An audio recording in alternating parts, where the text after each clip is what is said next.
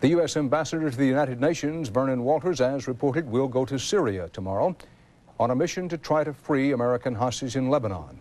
The 9 Americans may be going through the most dangerous hours of their long captivity, trapped by fierce street fighting between pro-Syrian forces and the pro-Iranian radicals who hold them captive.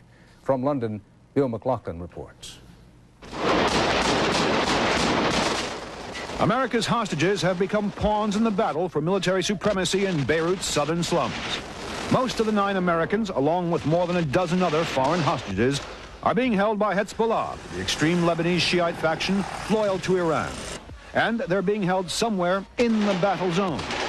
For 2 weeks now, Hezbollah has been pushing Amal, the pro-Syrian militia, street by street out of the slums.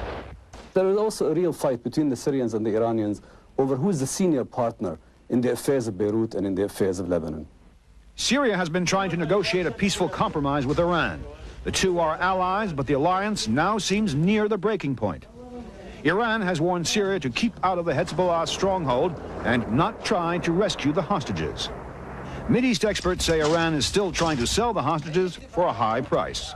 They have obtained concessions from the Americans, they've obtained weapons from the Americans, they've obtained money from the Germans, they've obtained money and other concessions from the French.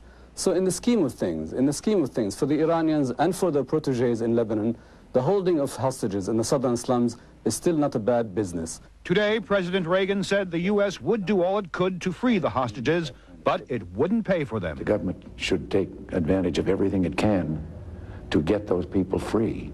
At the same time, we must recognize we can't do something in the form of ransom. Syria hasn't ordered its troops in yet, but sources in Beirut tonight say Syria's patience with Iran has almost run out. Bill McLaughlin, CBS News, London. Still ahead on the CBS Evening News, correspondent Richard Wagner on an explosion of anti-American violence in South Korea. And David Browning on a nightmare in the television dream factory.